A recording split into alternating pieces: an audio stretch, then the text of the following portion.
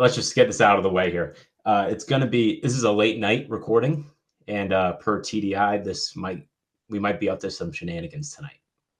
Okay, and it's also immediate reaction. We should include that. Literally, the finale just aired on Disney Plus.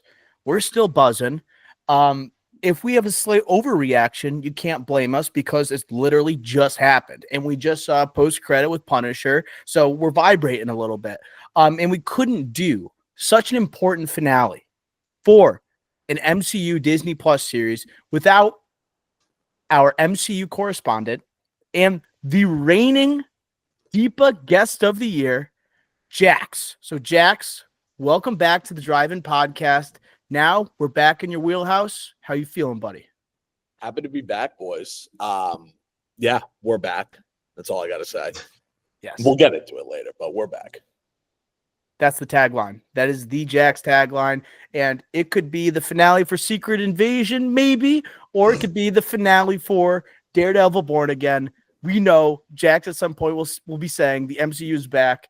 The most optimistic MCU fan I think there ever will be, or ever has been, or ever was. So, guys, we have a finale to get to, but we haven't really caught up with how we're doing with Daredevil Born Again. So the rebirth of Charlie Cox's Daredevil, basically transitioning from Netflix to the official MCU, trying to get the Disney Plus series back on track, or just on track in general. But I want to throw it to both of you, and we'll lead off with you, Jax, since you're the guest. What was your vibe going into the finale? Have you been a fan of Born Again, for these first 8 episodes going into episode 9? Yes. I mean, I like, and you guys know, I like anything Marvel. So there's no, yeah, exactly. Big shocker. Now, do I think it's been a little all over the place at times? Sure. Overall, I've enjoyed watching it. I love Daredevil. I mean, the Netflix series back in the day, like that was peak. So having them come back, having them be kind of fully integrated with everything, it's cool to see. Again, the show in general Born Again has been a little all over the place, but still, I've very much enjoyed it so far.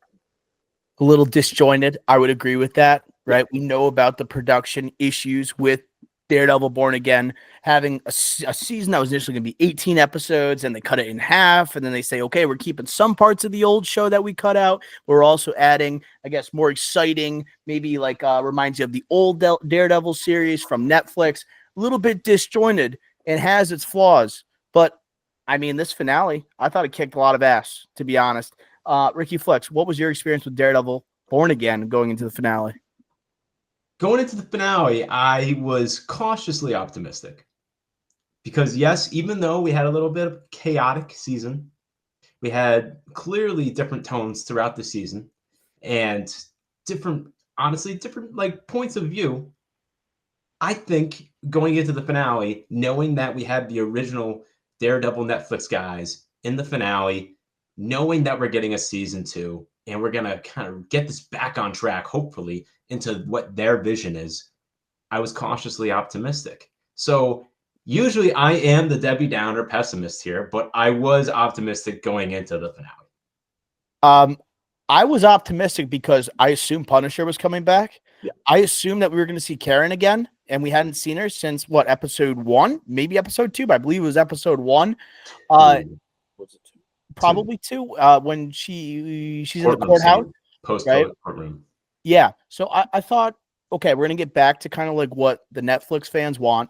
I think the first 6 episodes, very slow, and then not a lot of Matt Murdock getting up in the suit. It was him trying to get over the loss of Foggy Nelson. But these last 3 episodes, I feel like I've watched kind of a different show, and especially this finale. It almost feels like if you watched the first 6 episodes and you jumped right into the finale, you would think this is an entirely different season of Daredevil, or an entirely different show. It was insane how violent this finale was, whether it's Wilson Fisk crushing Commissioner Gallows' head, whether it's literally any scene with John Bernthal's Punisher. There was absolute mayhem happening on the screen. I wanted to know, guys, like this finale, it seems like we are generally positive on the show heading into it. But like, I wrote down a bunch of questions, things like I needed to see in this finale. And I kept on referring to like my notes app when I was watching to see like, okay, check, X. What are we accomplishing here? So I want to run through this checklist with you guys, and I want to see if you could add anything in terms of like stuff we needed to see. Does that sound good? Yeah. Let's go through the checklist. First off, we need a proper explanation of Vanessa having killed Foggy Nelson or having the hit ordered out on Foggy Nelson. I think that was clearly explained in this finale. I would say done, Marvel. Just like I would say very clearly, explicitly, and almost simply. You know, it's just like they were very much okay. Foggy was about to expose that Red Hook, this port, was under no one's jurisdiction, right? With this simple dumb Benny case, they were gonna all of a sudden blow this shit open, and it was gonna like put an impact on Wilson Fisk in Vanessa's business. Boom, they did it. Next thing, they had to have some type of, I said, take down the vigilante crime force. At least they addressed it, and we had the bad guys win, which I didn't see coming. But the Punisher specifically, we needed to face the vigilante task force. Another check. Can we agree? Yep. There was a solution to the task force problem. Yeah. And I think I was going with the Jax method, like the optimist, saying we take down the vigilante task force, when in reality, they're losing bodies left and right because of Frank Castle, but they have more power than ever as New York City is under martial law. But I would still say 2 check marks. Third one, I needed some type of closure between Daredevil and Fisk, some type of showdown. This is an X. This is an X. Did you guys feel like we needed that in the finale? Yes. But however, right, like we knew this show was going to be 18 episodes, right? This season. I think it's very evident that they chopped it down in half. And I think that's why we kind of got like Fisk winning, right? This season. I think we will get that next season, or then we're not back if we don't. But I'm back. Yeah, there will be problems. Take back. Yes, exactly.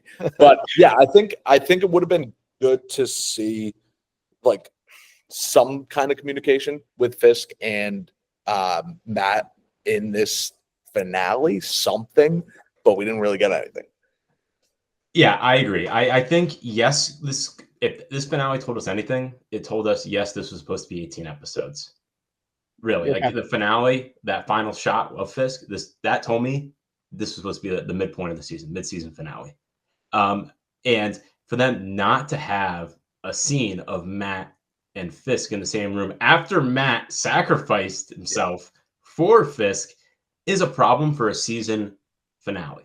Yeah. But again, this is supposed to be 1 season, not 2. So I'm going to give it a pass. I'm going to give it a pass, but it's not like a good pass. It's like, I can't fail you, right? I need you to graduate high school, so I'm going to pass you, but know that you did not do well. I feel like every episode they were paralleling Kingpin and Matt. Every single goddamn episode. And that they needed to have another, like, I guess their moment of crossing paths was the penultimate. But, like, this goes into another question I had. I needed further insight. I needed a psych eval on Matt Murdock for sacrificing himself in the penultimate episode. And we sort of got it, that like he's meant to be Daredevil. He's meant to be, the savior of the city, and someone that represents justice. And I think that was somewhat answered, especially with the one-on-ones with Punisher and the one-on-ones with Karen. I think we were driving towards that answer, just like, hey, Foggy wants you, Matt, to be you, whether you're wearing the mask or not. I think that's kind of like, okay, he's a hero at heart. He's going to be a hero. And even if it means saving people that don't deserve to be saved, I kind of got that like with the Punisher, right? When they had the raiding of Matt's house by the vigilante task force, I think you had kind of circumvented, and I'm doing the show a lot of like favors by saying I'm giving it a check mark. Yeah. Do you think? I don't know. Ricky, what do you think? I want to say yes. It didn't feel right though. Yeah. It wasn't as obvious as the explanation of why there's a hit on Foggy, right? It's something deeper, that I think you kind of have to find, and you got to convince yourself.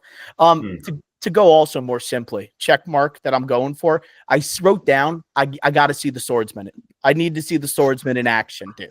Like we saw Tony Dalton through multiple episodes here, and I needed to see another vigilante in action that wasn't Daredevil. The vigilante task force that doesn't take out any vigilantes aside from White Tiger.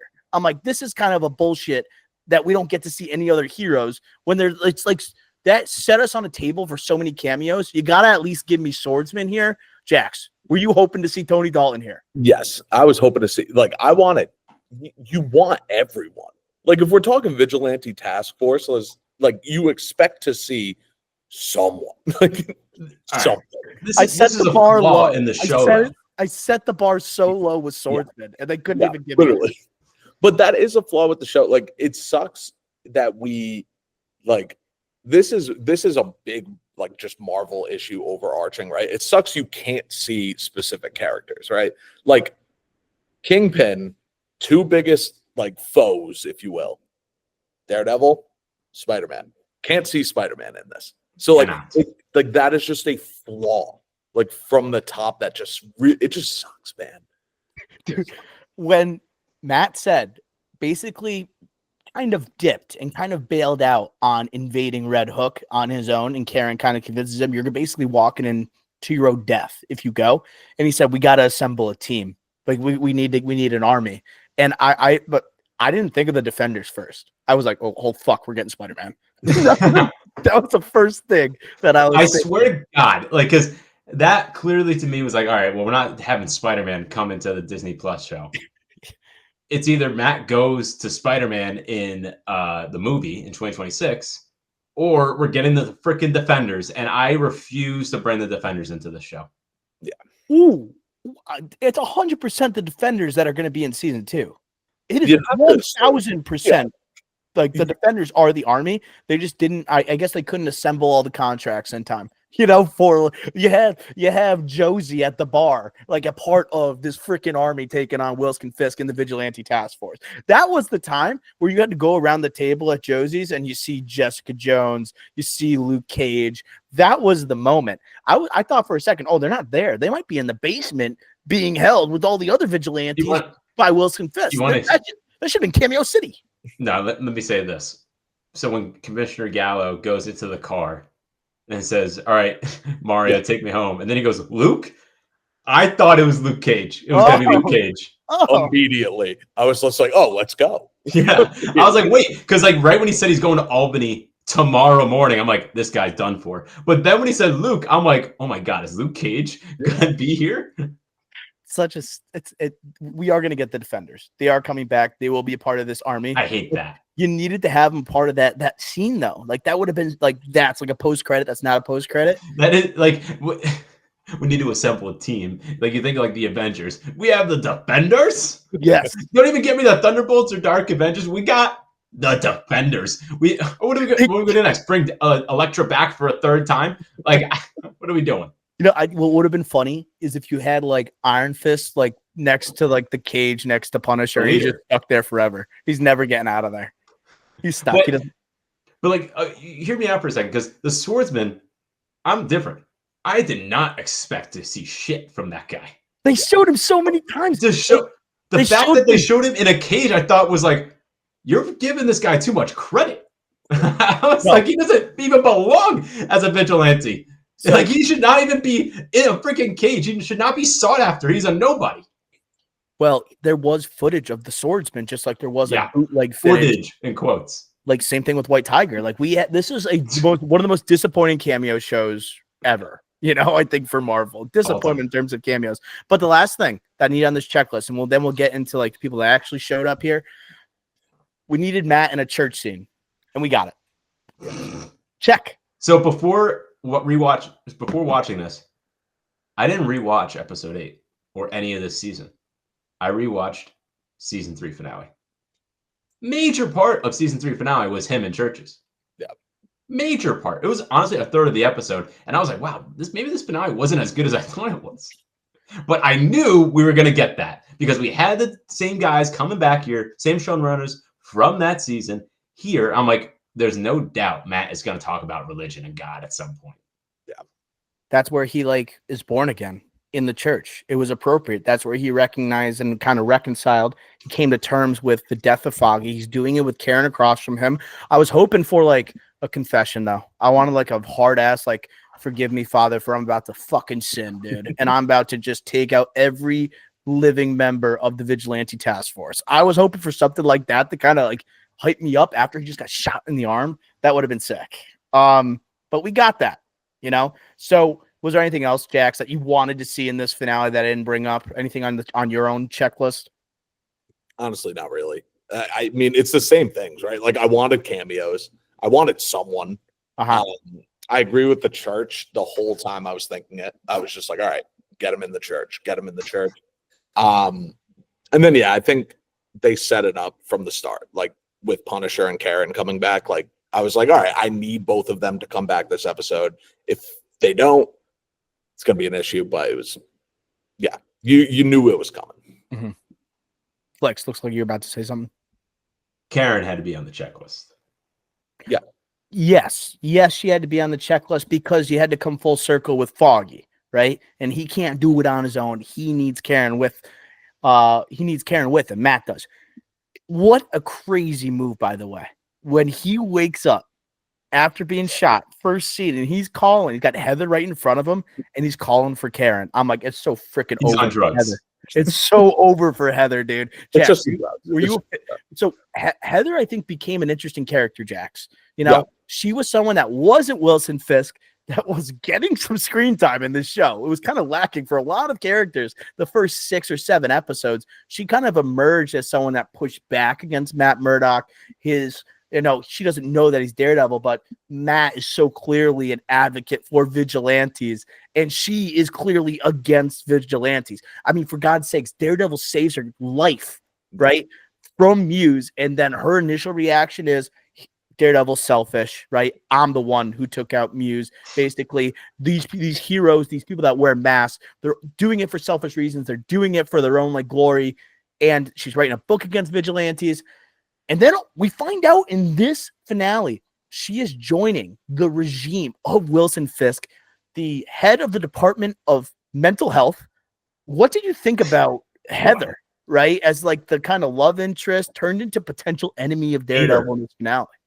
Honestly, I was surprised that they went that route. Because I honestly didn't expect it. I thought she was just going to kind of continue to be like that, like force against Matt to be like, hey, like you're being kind of crazy right now. Like let's chill. Like, but to go like kind of just to the complete end to be like, yeah, I'm going to join him. I'm going to work for him now. I was not expecting it. And I think that's a crazy move, but we'll see. We'll see what happens. What are you going to think? What do you think, Flex?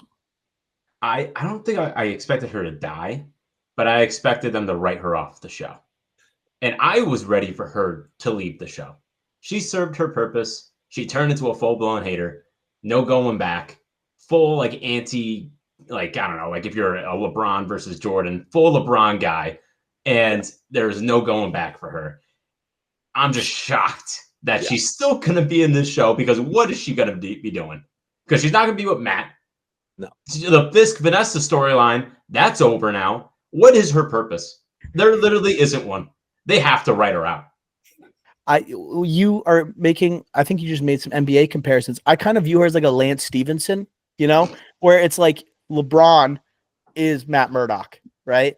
And then on the other side, maybe like you could put a couple other guys as Wilson Fisk, like Steph Curry, like the actual guy who's like competing with LeBron for titles, maybe throw in Kevin Durant, whatever.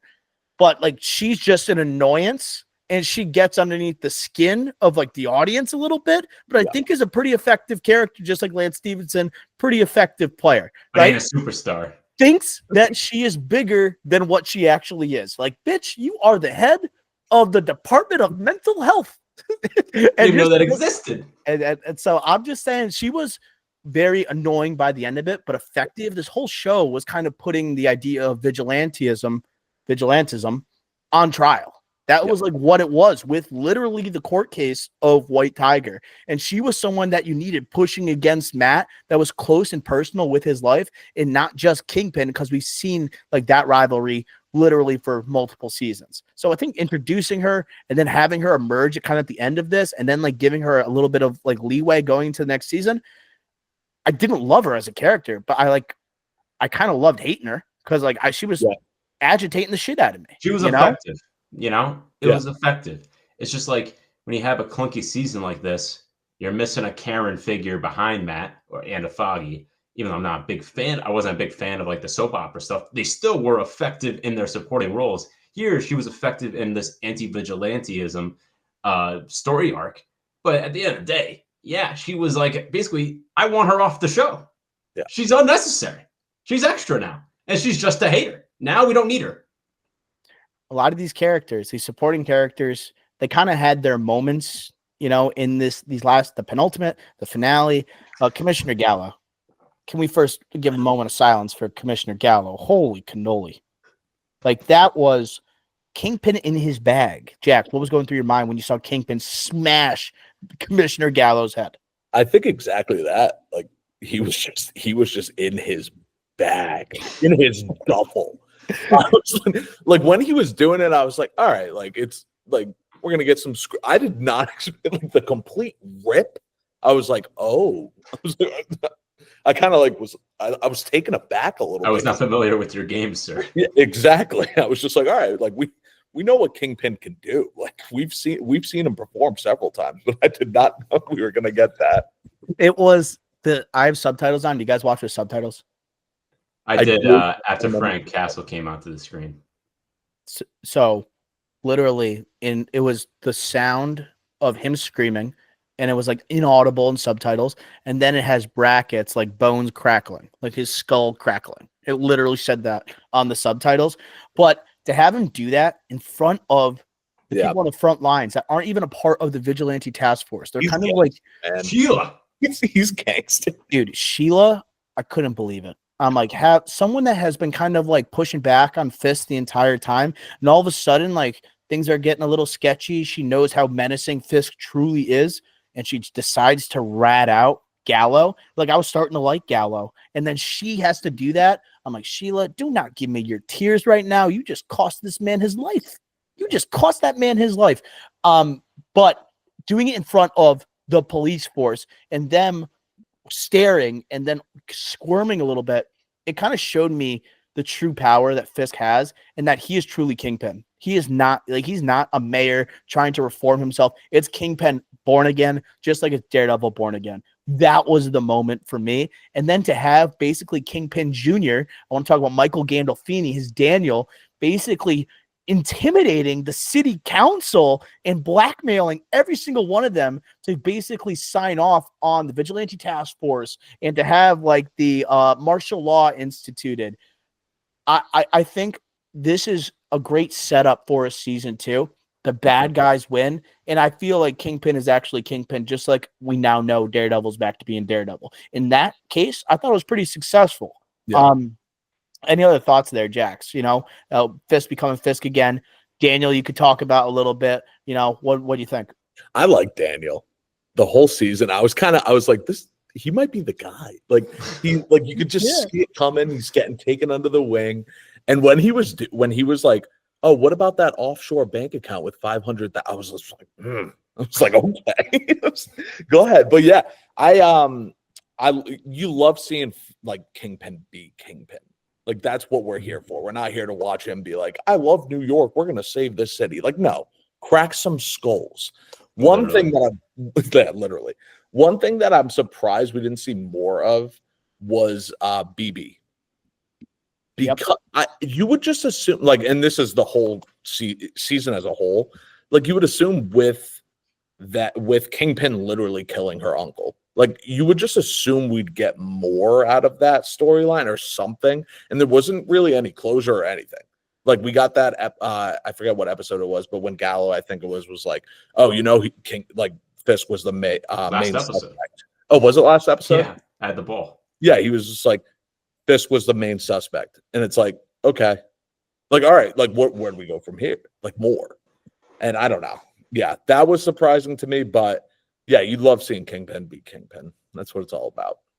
And Kingpin is kind of making all those people that could stand up to him, they're being intimidated. Like Gallo, like I remember that conversation at the ball between Gallo and BB Urich. They're both people that are basically being pressured into doing things they don't want to do. I think Gallo says like BB, like basically your last piece was bullshit when you were talking about like Daredevil, the vigilante task force taking out Muse, right? That was bullshit. And then she just replied, well, you're ahead of the SS, so what do you think now? You know, so it's like those characters, you know, that kind of were making a difference got suppressed. They got pushed down by Fisk the entire season. But you know she's going to be back, and and it's just hard because like martial law, the violence, you know, it's kind of hard for her to just like kind of scoot around. There's just so many other characters we had to get to, especially Karen and Punisher, you know.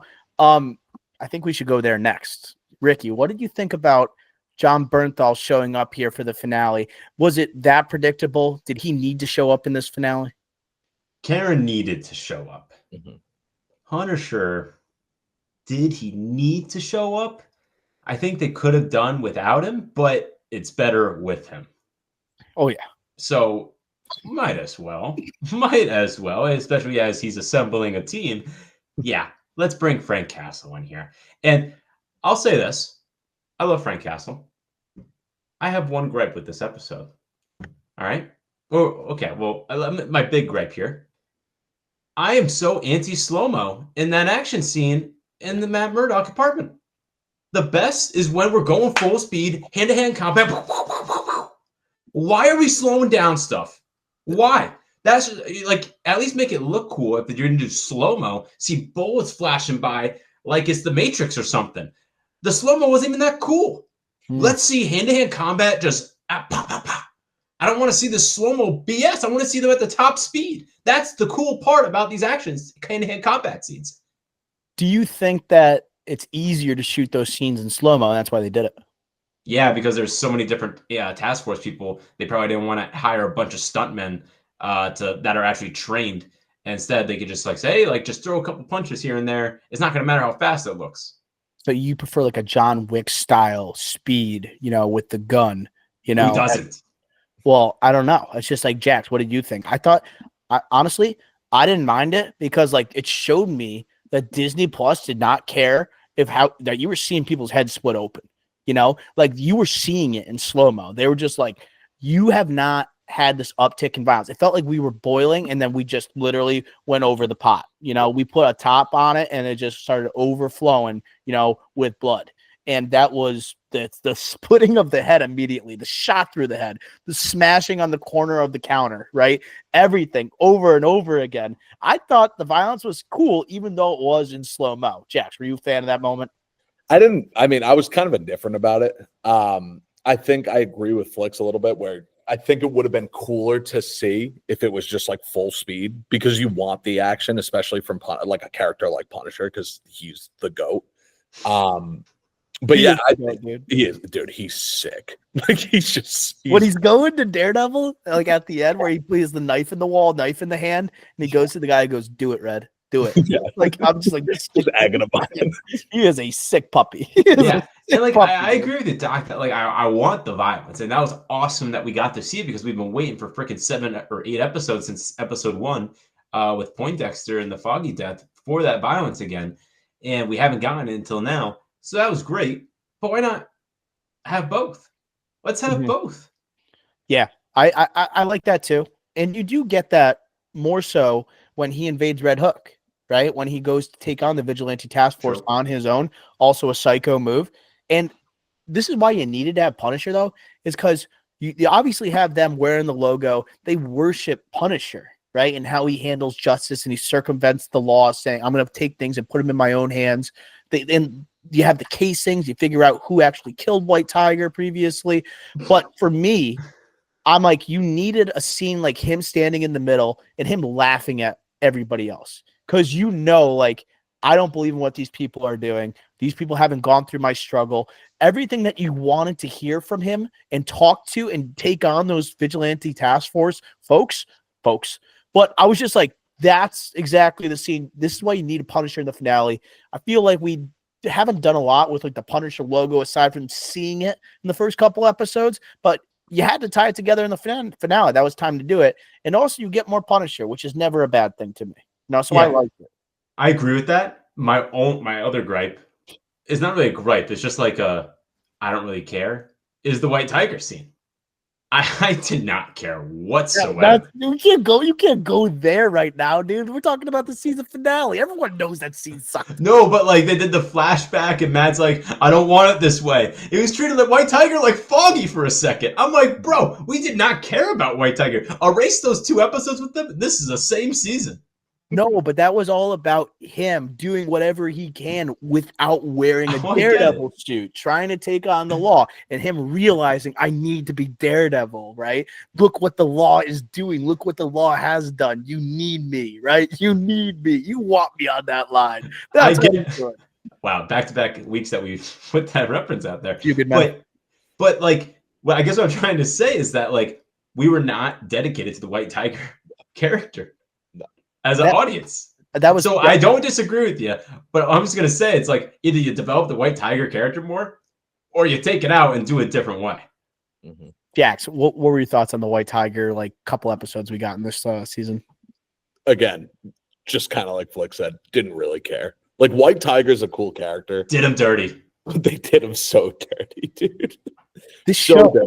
And like agreeing with Flicks again, like that flashback scene again when Punisher was just like, do it red. And he's just like, not this way. Like, who cares, dude? And then the flashback of freaking the courtroom of Matt hugging Hector. And he's like, all right, cool. We did it. We did it, Joe. Yeah, like they're best friends, you know?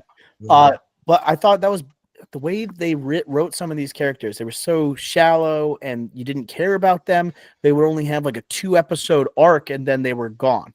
You know, so just like White Tiger, you know, on the hero side, you then have characters like Muse, which I thought was a really cool character, menacing character, intriguing the way he uses like blood, you know, his victims' bloods to create murals. It's like that's so good for like a New York City like villain in a superhero show, and to basically kill him off after 2 episodes, I was like, that's kind of bullshit too. But I'll bring it back to the finale. I'll bring it back here. Wait. I totally agree with you, and I think if they developed that character more, that could have been a sick character.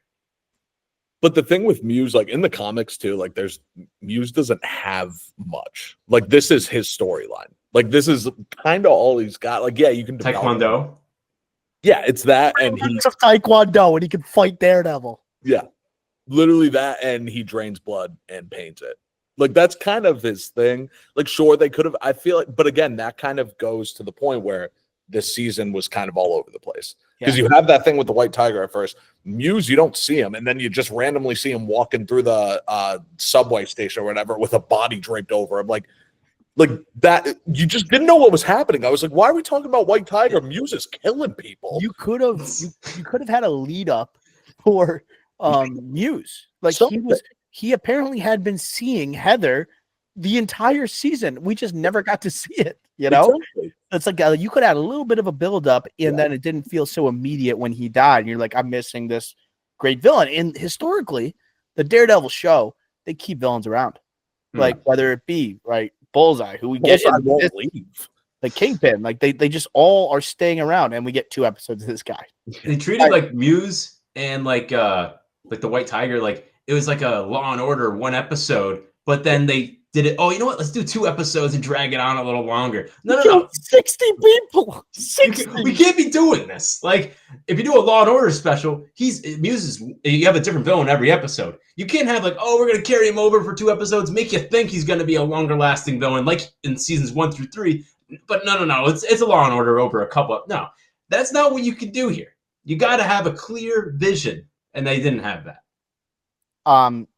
The last character we got to talk about before we move on to like thoughts on the ending, but we talked about Punisher, him showing up. We'll eventually talk about his post credit, probably at the end. It would kind of be appropriate for this podcast, but a need.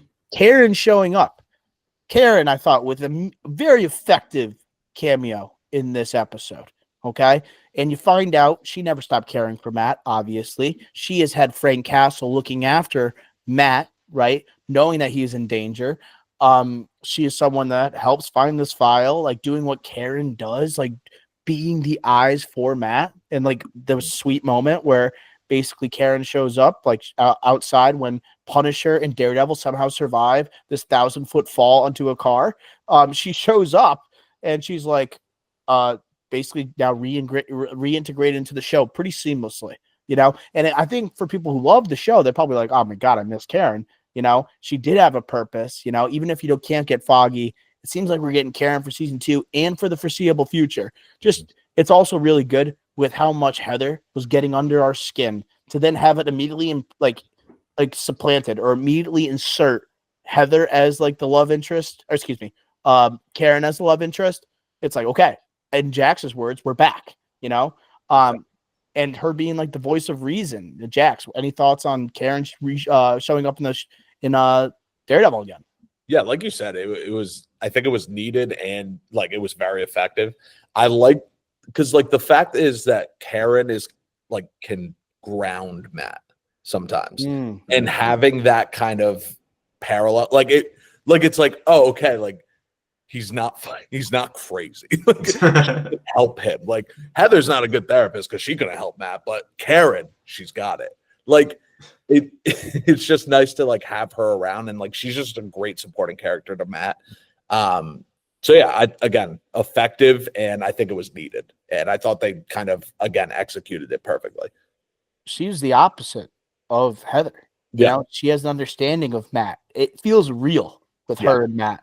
That was also a crazy scene in the penultimate when Matt basically told Heather after they banged in the shower, she's like, "This feels fake," like to her face.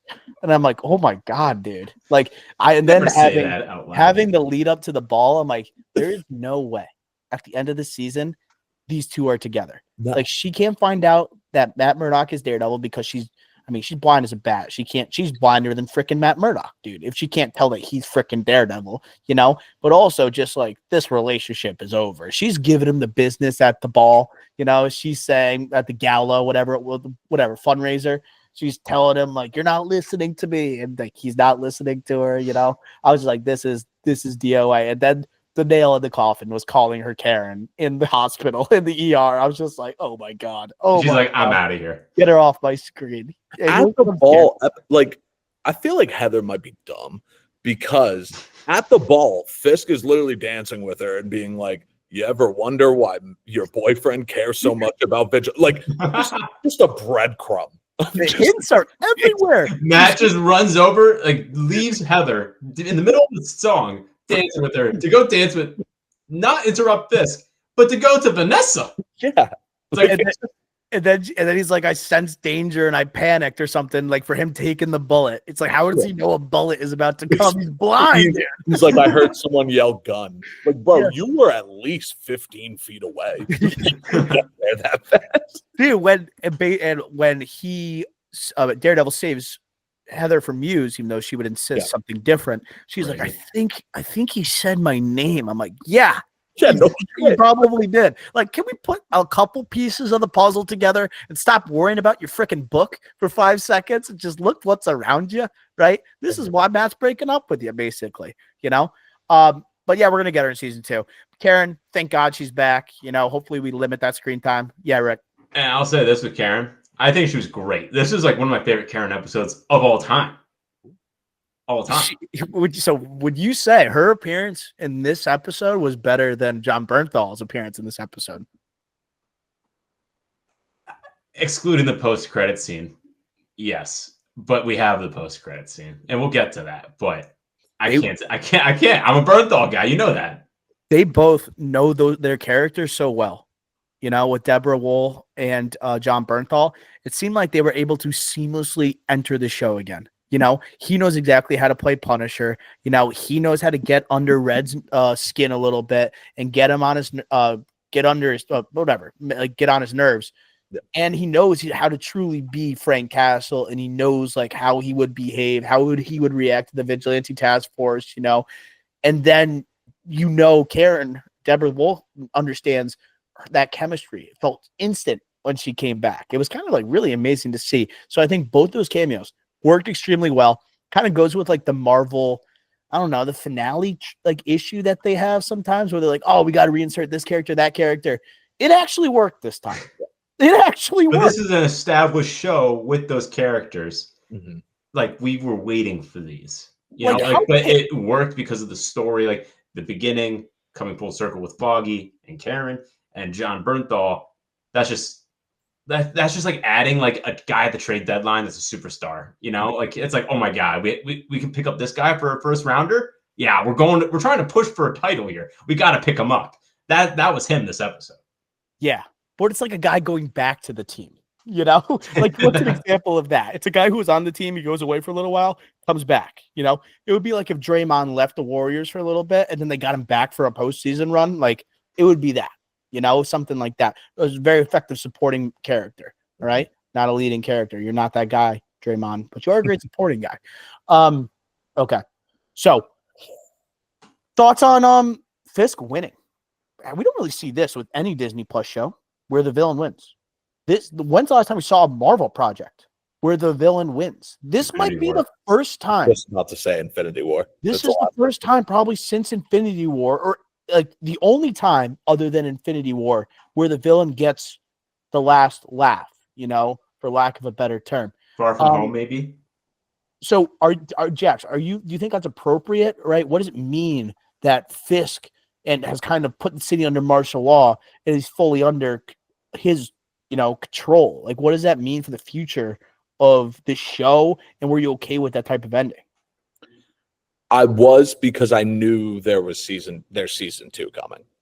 I think it makes sense. And again, like we've been saying, like it was supposed to be 18 episodes. Like it makes sense. Like it's Marvel's playbook. Infinity War, Endgame. I'm sure Doom. We're back, by the way, Dr. Doom. I'm sure he's gonna win in Doomsday, and then Secret Wars is going to happen. Like that, that's the playbook if you have another title coming up no matter what. So with the season 2 coming, like it makes sense. It's a hell of a tease for what the next season's going to be, So, and it was all about being Daredevil, Born Again, Matt getting over Foggy's death, right? Him finding out that he has to be the vigilante. He has to show that this is the city without fear. Absolutely cold line to end this season. The man without fear. We're the city without fear. That gives me like Spider-Man vibes and Spider-Man 2 vibes, like Sam Raimi Spider-Man, like embracing like New York City and at this point Hell's Kitchen. So I thought that was good, but they teased like, hey, like this is a continuation. I think it goes with the idea like this was kind of disjointed. I can't be shocked by it. It felt a little bit off, right? But I do like seeing like the bad guys win every once in a while, and it shows like Kingpin's that formidable of a foe.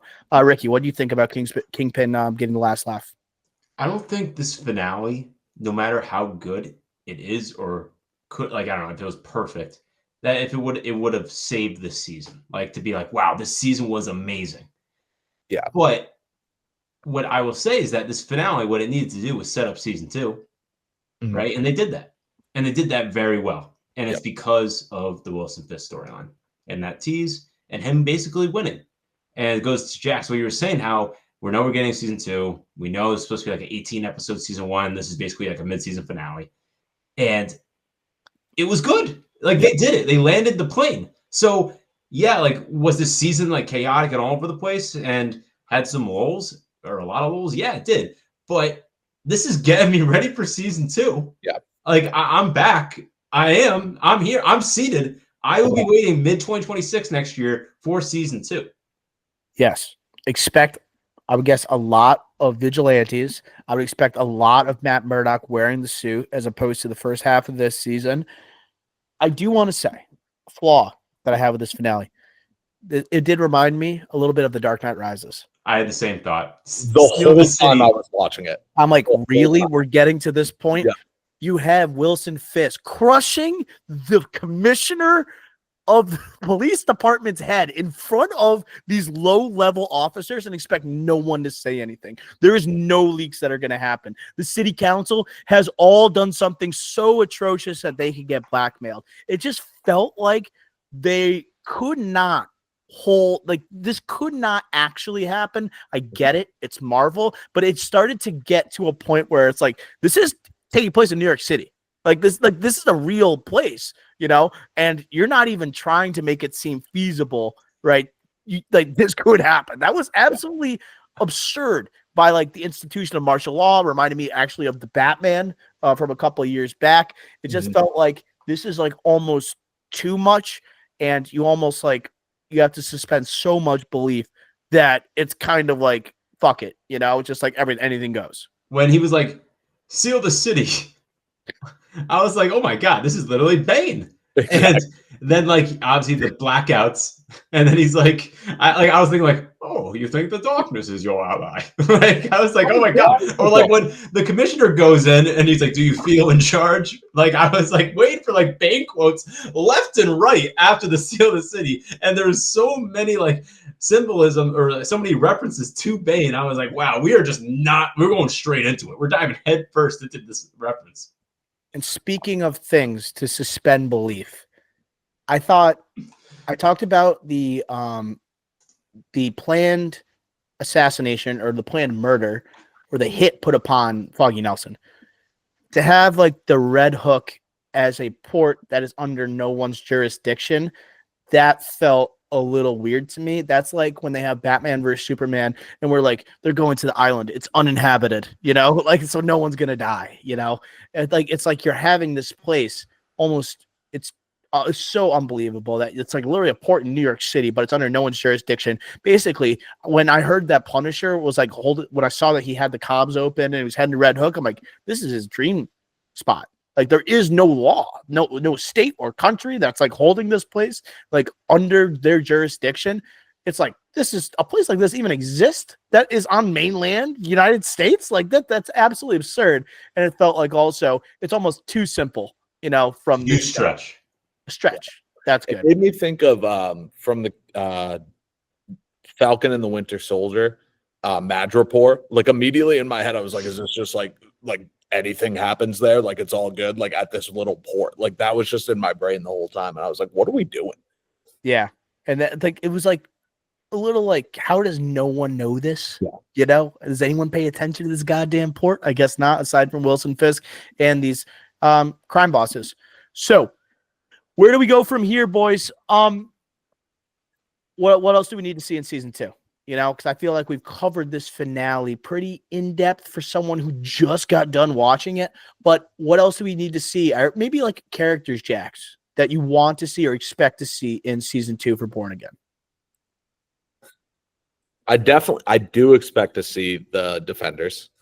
I do think, and I've heard, well, I've seen things, I'm tapped into the rumor mill and all that good stuff.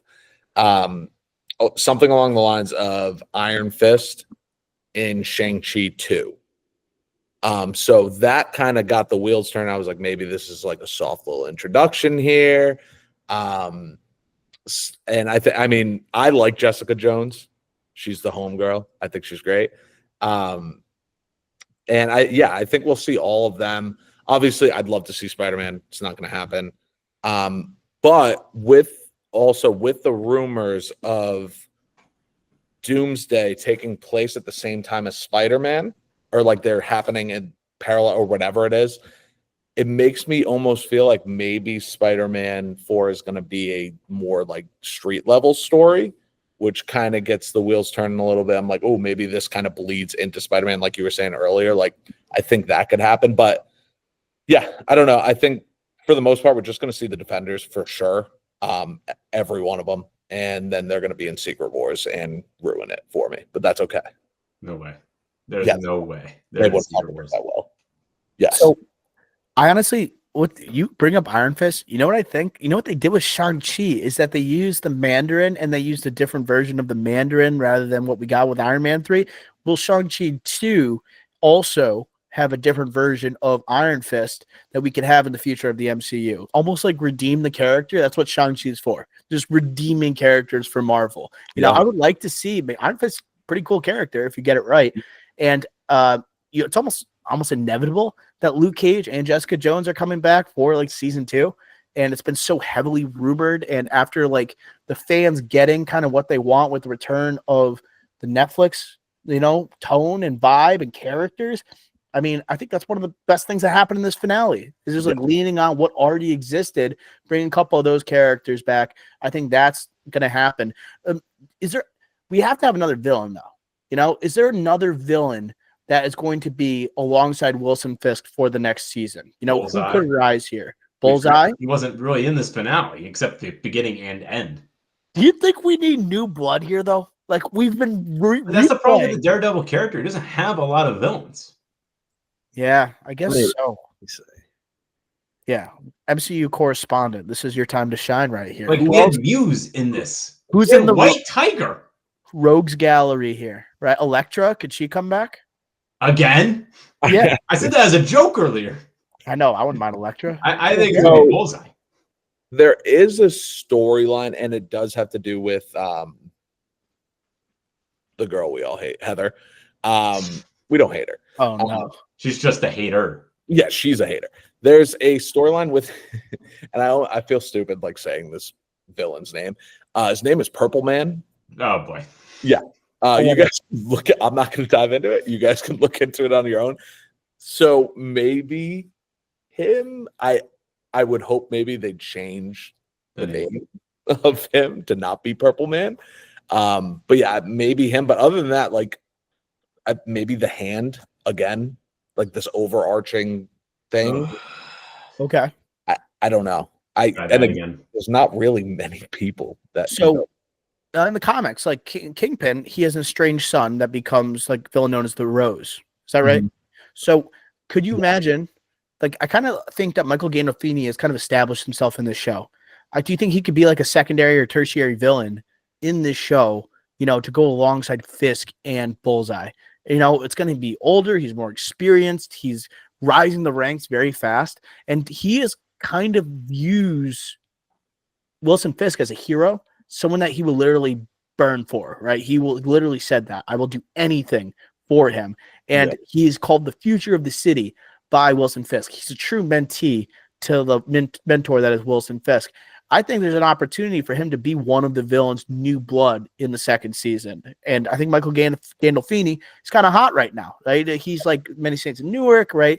Just had Warfare. It seems like he is someone that people are looking out for, So I think there is potential that he actually is going to be one of the villains next season. I think that could make sense for sure. Like it kind of lines up, right? Obviously, I think the Rose in the comics, his name is like Richard Fisk or something or whatever, and like Daniel, but whatever, like they change names all the time. So like it makes sense. And I would prefer that over having a Purple Man as the villain. So I think that would make more sense. I would say so. Like with Gandolfini's character, he sold me this episode with that one scene. Like Jackson, you were saying, like he did sell me. But if he didn't have that scene, I'd be like, do not have this guy be a main villain for Daredevil. Because it was menacing, dude. It was menacing. That one scene got me. It did, and it's been a buildup, and it led up to that. So I would be in for that. Yeah, I would just say, like again, that's another guy where he's not going hand to hand with Daredevil. Like this is a problem. Like I think we have a villain problem with Daredevil. Yeah. I agree, right? But I think that he will be someone that will be an antagonist, a larger player in the next season. Okay. So where do we go here? Do you guys think now that we've had the finale, we've talked about the flaws, ups and downs, right? The pacing of the show, the underwriting of some characters, right? I think it does have strengths. I think the performances, leniency on Vincent D'Onofrio as Wilson Fisk and Charlie Cox as Daredevil, strong suits of the show, So even for like the pitfalls that it has, I think like when you have those two, you always have someone to come back to. You've always someone you're looking forward to on screen. I think it makes up for a lot of stuff that, the shallow writing and the lack of strong supporting characters that you might have gotten from the Netflix series and the disjointed type of feel that you had for like the two different shows that were pushing and pulling throughout this entire season. But do you guys think when you put the finale all together into this season, do you think it was a successful I guess, transition, right, from Netflix to the MCU. After the season 1 has been done, we know season 2 is already shooting right now. Would you consider this one of the more successful MCU Disney Plus shows, Jax? Yeah. If we're talking MCU Disney Plus shows, 100%. Do I think they did a great job in terms of like from the sample size we had during the Netflix show? It's not as good, in my opinion. And that might be like nostalgia, right?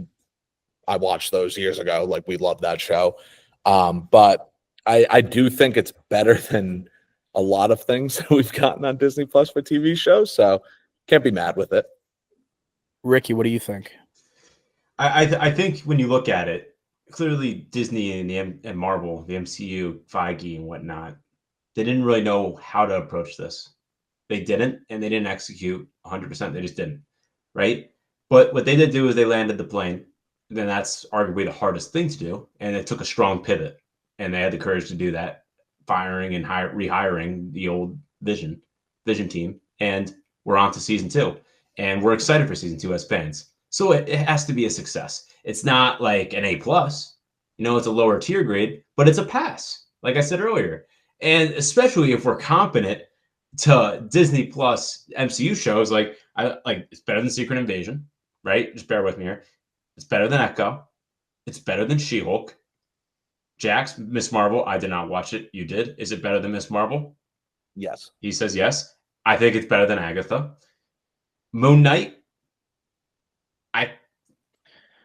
Moon Knight is a strong performance. I liked Moon Knight more than other Disney Plus shows, and I liked it because of like the violence, the performance from Oscar Isaac.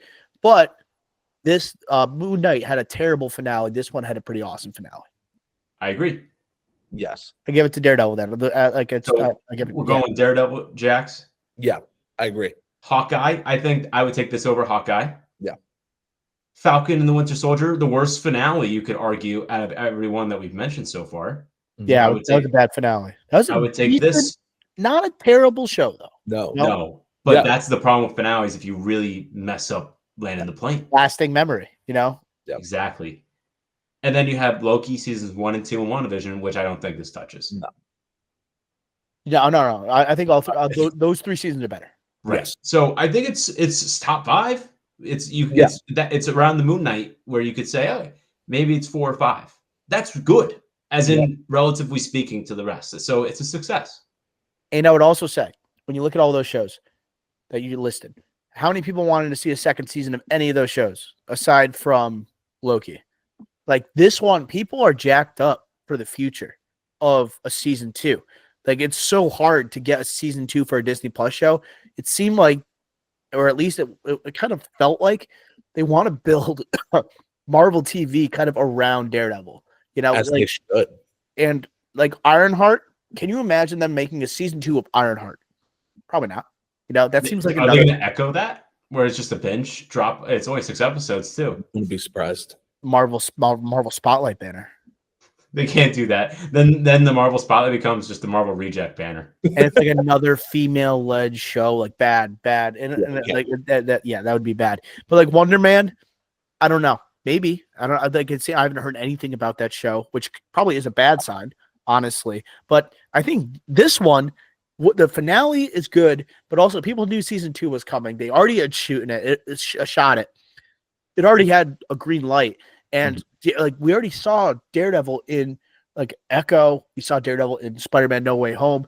Like we are like, yes, like we want to see more Charlie Cox as Daredevil. And also to like open from this finale, the invite kind of for Defenders from Netflix to kind of come into the MCU and to kind of like understand that Marvel is kind of accepting of what was working with Netflix, not trying to make something their own, Don't fix something that ain't broke. I think people are pumped up, right, to keep on seeing Daredevil. And a lot of people, they weren't like, oh, I can't wait for the next season of, whatever the fuck, like of Hawkeye. Who's going to watch another season of Hawkeye? No offense.